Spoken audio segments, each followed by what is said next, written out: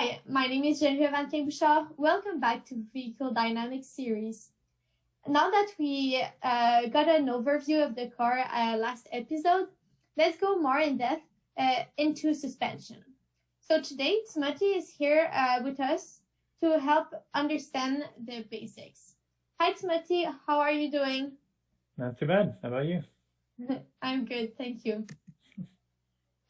So I'm gonna just do a little briefing of what we're gonna go over today. First, the rules of suspension, the basics of handling, the suspension components, the wheel orientation. We're gonna also talk about wishbone length, and anti-roll bars.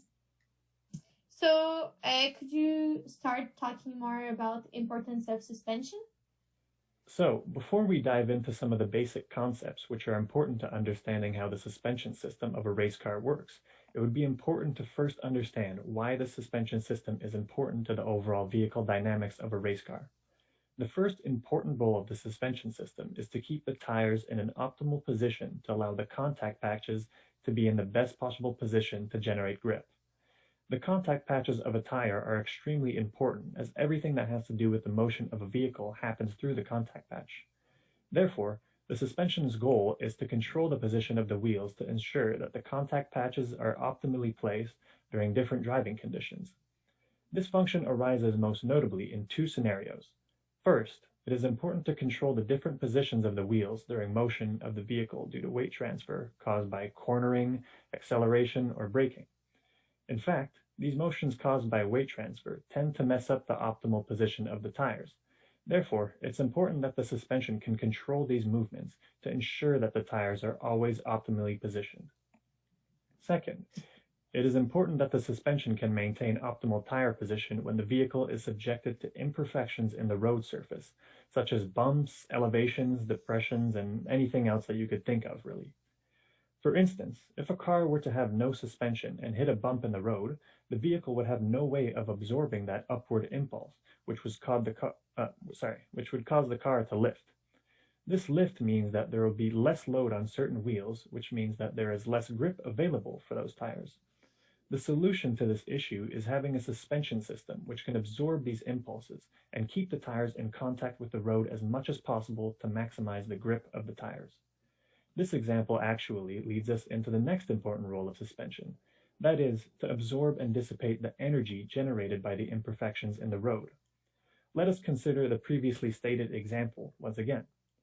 If a car with no suspension were to drive over a bump, all the upward force generated by the bump would act directly on the chassis, which could potentially cause structural damage to the vehicle, which is extremely bad. The answer to this problem is to have a suspension system to absorb and dissipate the energy generated by the forces caused by these surface imperfections. The final important role of the suspension system is to limit any undesired motion of the vehicle caused by weight transfer to maintain optimal aerodynamic position. The aerodynamics of a race car are finely tuned for a specific position of the chassis relative to the road surface. Therefore, it's important that the suspension system limits the motion of the vehicle caused by weight transfer that could cause a departure from this optimal position as to ensure the aerodynamic setup is performing to the best of its ability. Now that we have talked a little bit about why the suspension system is important to the vehicle dynamics of a car, we can now move on to some of the basic concepts which are useful for understanding how the suspension system works, as well as how the entirety of the car works as well. First, could you a little bit talk about the vehicle coordinate system and which one do we use here at MFE? Yeah, of course. Let us start by defining the various axes which characterize the coordinate system of the car. First, we have the longitudinal axis, denoted as the x-axis, which passes from the back of the car to the front. Next, we have the lateral axis, denoted as the y-axis, which passes from the right side of the car to the left. Finally, we have the vertical axis, denoted as the z-axis, which passes from the bottom of the car to the top. Now that we've defined these axes, we can move on to discussing the various moments of the car about these. To begin, the yaw moment consists of the moment which generates rotation about the vertical axis of the car. A common instance of this kind of moment is the moment required to keep a vehicle cornering around a circular path. Next, the roll moment pertains to the moment that causes rotation of the vehicle about its longitudinal axis. This type of moment is best illustrated when a car takes a very hard turn that causes the chassis of the car to rotate in the opposite direction of the turn due to the car's inertia. Finally, the pitch moment relates to the moment which produces rotation about the lateral axis of the car. This type of moment can be seen when brakes are applied very hard, which causes the car to rotate forward, making the back of the car rise and the front of the car dip down. Can you now talk about the basics of handling states? There are three types of handling states: neutral steer, understeer, and oversteer. These handling states are characterized by the front and rear tire cornering force balance. Therefore, we'll illustrate the various handling states through the cornering force balance by presenting a diagram of a car making a right-hand turn. In the diagram, we have three forces present: the rear and front cornering forces, as well as the centrifugal force. The centrifugal force is simply the inertial force generated by the vehicle resisting the change in motion due to cornering. First, neutral steer corresponds to a car turning exactly as the steering input expects because each of the tires has the necessary cornering force to maintain the preferred path. The car travels along the desired arc as the vehicle is able to generate the correct amount of yaw moment for the apex of the turn. In fact, neutral steer is defined by the rear tire cornering forces being equal to the front tire cornering forces. This means that the car has enough force in both the front and the rear to keep the vehicle traveling along the desired path. Next, understeer relates to a car turning less than what is expected by the steering input due to the front tires sliding out of the turn. This results in the vehicle traveling along an arc with a greater radius than desired. Understeer is characterized by the front cornering forces being smaller than the rear tire cornering forces. This signifies that the front tires do not have enough cornering force to keep the front of the car turning along the desired arc. This causes the front tires to step out of the turn, making the vehicle travel along an arc of a greater radius. Essentially, the car is not generating enough yaw moment for the turn. Finally, oversteer is seen as the vehicle turning more than what is desired by the steering input because the rear tires slide out of the turn. This results in the car traveling along an arc which has a smaller radius than what is expected, and, in some cases, it can cause the vehicle to spin out. Oversteer is defined by the rear tire cornering forces being greater than the front tire cornering forces. This entails that the rear tires do not have the cornering force necessary to keep the back of the car moving along the chosen path. This makes the rear tires slide out of the selected turn, which makes the car travel along an arc of a smaller radius than intended. In other words, the car is generating too much yaw moment for the chosen cornering path. So if I summarize what you just said, what we want is neutral steer. And so let's say I'm making a turn and I'm understeering. What happens? Like, how does the car behave? So basically, understeer means that as you're turning, the car is not traveling along that desired path. So it's going to be taking a wider arc around it. So you're not going to be turning as much as you need to. Okay. And what about when you turn and you're oversteering? So oversteering means that the car is turning more than what you want to when you're turning the steering wheel. So this kind of means that the rear tires are kind of stepping out of the turn and making you go along a path that has a smaller radius. Okay, thank you. So now we can continue and talk about the suspension components. So before getting into a description of the suspension system, it's important to note that there are actually two popular suspension systems that are out there. So one of them is called the double wishbone suspension, while the other one is called the McPherson suspension. So in this presentation, we're only going to be analyzing the double wishbone suspension, as this setup gives more control over the movement of the suspension, and it also gives more opportunity to tune various parameters, which is much more beneficial when it comes to designing a race car. So just to make sure. So at MFE, we only use double wishbone suspension. Yeah, that's it. Okay. To begin, the wheel upright attaches to the wheel hub, which means that the wheel upright is the component which is connected to the wheels. The wheel upright is what allows the suspension and the steering systems to interact with the wheel. The wheel upright is mounted to the chassis of the car via the upper wishbone and the lower wishbone. These can also be called A-arms or control arms. They're mounted using ball joints, which allows the wheel to move upward and downward relative to the chassis. The line defined by the two mounting points of the wheel upright is called the steering axis or the kingpin axis. The steering axis is important as it is the axis about which the wheels rotate, and also it is important in defining certain wheel orientations which will be discussed later in the presentation. Moving on, the next components we will discuss will vary depending on whether the suspension system is a push rod setup or a pull rod setup.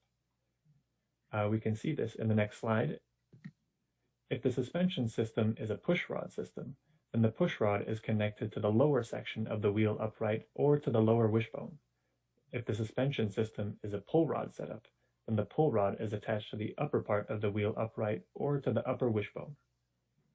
The role of the push rod and the pull rod is to generate linear motion from the wheel movement with respect to the chassis, which can be damped in order to absorb the overall movement of the wheels. The push rod or the pull rod is connected to the bell crank, and the bell crank is connected to the spring and damper setup, which these are both situated inside the chassis of the vehicle. The bell crank is simply a part that is fixed at a point about which it rotates to convert motion in one direction to motion in another direction. Therefore, the bell crank allows the linear motion of the push rod or the pull rod, which is generated from the movement of the wheels relative to the chassis, to be redirected in the direction of the spring and damper. This allows the movement of the wheel to be absorbed and damped within the chassis of the car, meaning the suspension components can be moved inboard. Next, the anti-roll bar is attached to the lower wishbone of the suspension setups for a given end of the vehicle. While this component is used to limit the amount of roll a car undergoes during cornering, it is not a necessary component in the suspension setup. In fact, there are certain instances in which it is beneficial to not have an anti-roll bar at one end of the vehicle. This concludes a discussion on the components that are relevant to the suspension system. Now, we're going to talk about some components which are relevant to the steering system. The front tie rod is connected to the wheel upright at an offset from the steering axis. The tie rod itself is connected to the steering rack, which is linked to the steering wheel via a rack and pinion mechanism. Therefore, when the steering wheel is turned, the rotation is converted to linear motion of the steering rack, and by extension, the front tie rods, through the rack and pinion. This causes the tie rods to either push or pull the wheel upright at an offset from the steering axis, which in turn rotates the wheel about the steering axis. So now, could you talk to me about wheel orientation? Yeah. So there are four angles which are important when it comes to describing the orientation of a wheel. There's camber, toe, caster, and kingpin inclination angle. Camber is defined as the angle the center axis of the wheel makes with the vertical axis when viewed from the back of the car. Positive camber is characterized by the bottom of the wheel being positioned to the inside of the vehicle when compared to the rest of the wheel. On the other hand, negative camber is described by the bottom of the wheel being positioned to the outside of the car relative to the rest of the wheel. Camber is an important wheel orientation as it has a great effect on the size and shape of the contact patch, and by extension, the grip of the tire in different driving conditions. For instance, a slight negative camber decreases the size of the contact patch in straight line driving as the tire is not upright. However, negative camber attains the optimal size of the contact patch in cornering situation as the tire straightens and becomes more upright due to the movement of the wheels and suspension relative to the chassis. Therefore, adjusting camber allows you to tune the size and shape of the contact patch and hence the force that can be generated by the tires for various circumstances, which is very important. Toe is defined as the angle the center axis of the wheel makes with the longitudinal axis when viewed from the top of the car. Positive toe is described by the tires pointing inward, while negative toe is characterized by the tires pointing outward. Toe angle identifies the exact direction the tires are pointed in compared to the center line of the vehicle when viewed from directly above. Thus, toe angle is used to compensate for movements, enabling the tires to run parallel to each other.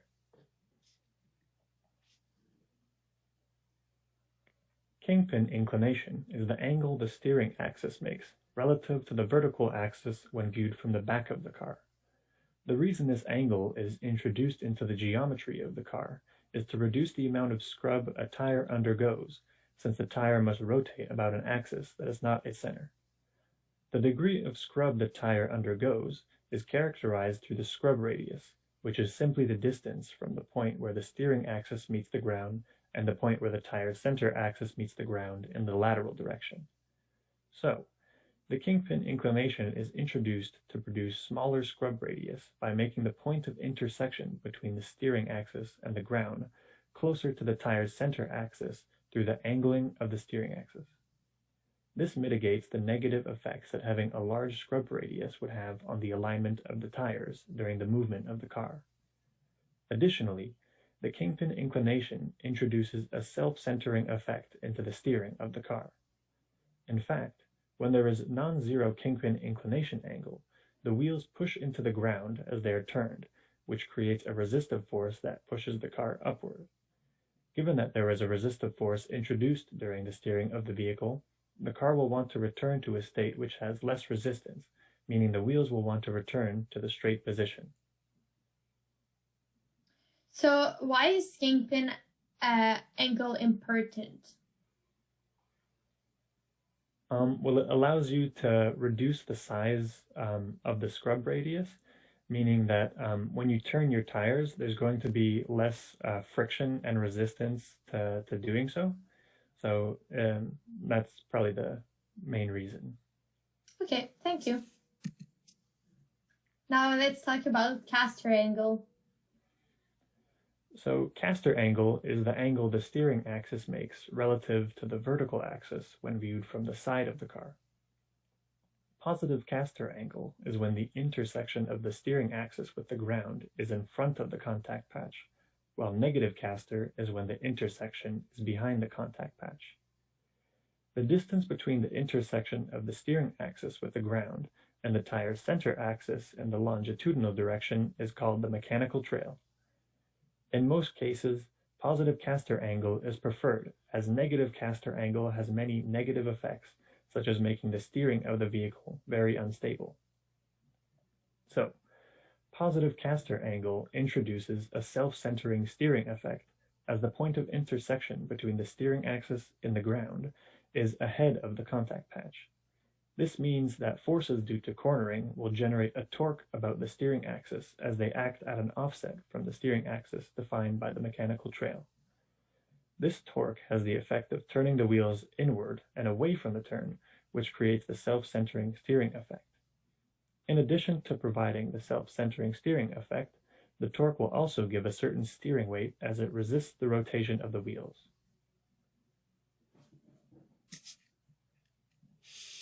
Can you now elaborate about wishbone length? Yeah.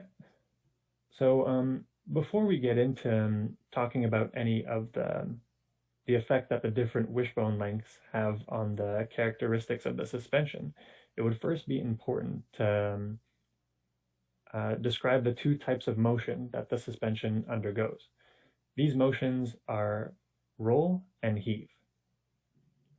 So, although roll was described earlier in the presentation, we'll reiterate the description of the motion.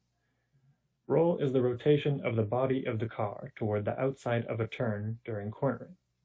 If we view this motion relative to the chassis of the car, we see that the motion comes out to raising the outside wheel and lowering the inside wheel.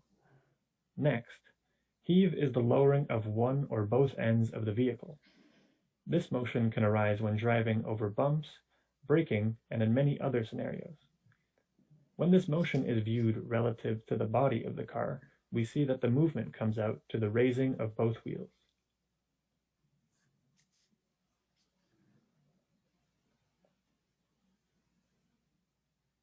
Now that the different types of motion important to suspension have been established, we can talk about the wishbone lengths.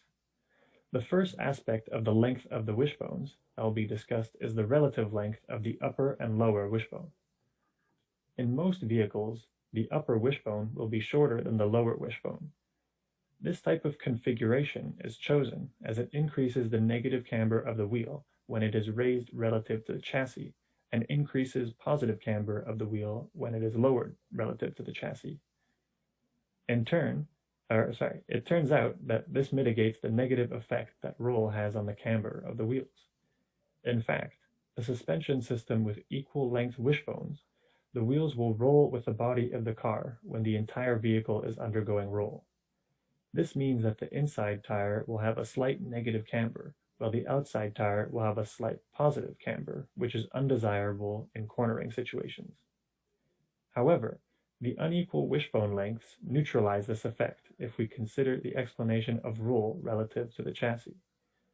Recall that in cornering situations, roll raises the outside wheel and lowers the inside wheel relative to the chassis. Therefore, the negative camber of the outside wheel will increase as it is being raised, and positive camber of the inside wheel will increase as it is being lowered because of the effect of the unequal length wishbone suspension. These changes in camber generated by unequal wishbone lengths compensates for the undesirable changes in camber due to roll, which ensures that the wheels will be positioned in their optimal camber position during cornering.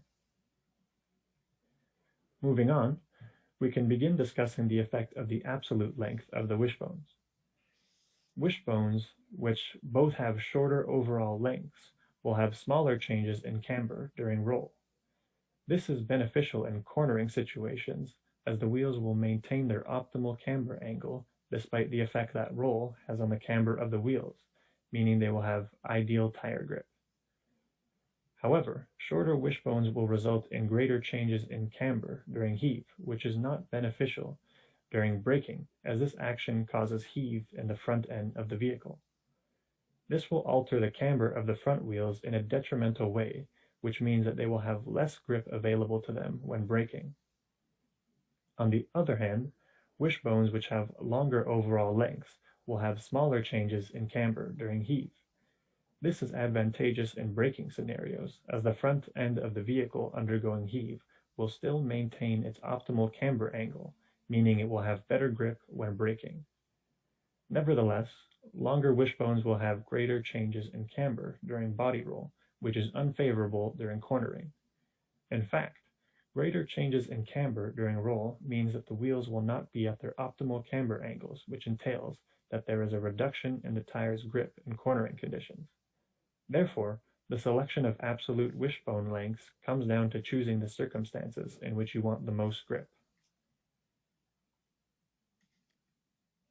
And now could you talk more about anti-roll bars? Anti-roll bars are an important suspension component as they limit the amount of roll a car undergoes during cornering situations. Additionally, anti-roll bars can be used to tune the understeer and oversteer characteristics of a car. Anti-roll bars are stiff and long, U-shaped bars which connect to the left and right corners for the front or the rear of the car. In order to see how anti-roll bars work, let us consider what roll looks like relative to the chassis of the car. We know that roll consists of one tire being raised and one tire being lowered. If we look at the effect that this motion has on the anti-roll bar, we see that one end of the anti-roll bar is being lifted, while the other is being lowered, which causes a torsion. The anti-roll bar wants to resist this torsion, as it wants to return to its original shape, because it is made of a stiff material. This means that the anti-roll bar will raise the tire which is being lowered relative to the chassis, thereby leveling out the car and resisting the roll. Moving on, anti-roll bars can be used to tune understeer and oversteer characteristics of a car by adjusting the relative stiffness between the front and rear anti-roll bars. In fact, The end of the car which has a greater roll stiffness will see greater amounts of weight transfer from the inside tire to the outside tire, while the end with less roll stiffness will see a smaller amount of load transfer. Greater amounts of load transfer on one end of the vehicle will result in less grip at that end due to the nonlinear relationship between the grip of a tire and its normal load. Therefore, having one end of a car have a greater roll stiffness than the other makes that end have less relative grip, while making the other end have more relative grip because of the different amounts of weight transfer. This fact can be leveraged to tune understeer and oversteer characteristics, as these handling states are caused by differences in grip and cornering force between the rear and the front tires. To reduce understeer, the stiffness of the rear anti-roll bar can be increased, or the stiffness of the front anti-roll bar can be decreased. To reduce oversteer, the stiffness of the front anti-roll bar can be increased, or the stiffness of the one in the rear can be reduced. So if we summarize, anti-roll bar helps with understeer and oversteer. Yeah. Do they help with other things? Yeah, well, like it was said earlier, they limit the amount of roll that a car undergoes. So that allows the car to stay more leveled, which is beneficial for things like the aerodynamics of the car, which require the body of the car to be positioned in a very specific way. Thank you. So thank you very much, Timothy, for this overview of suspension. And I'll see you guys in a next tutorial. Bye.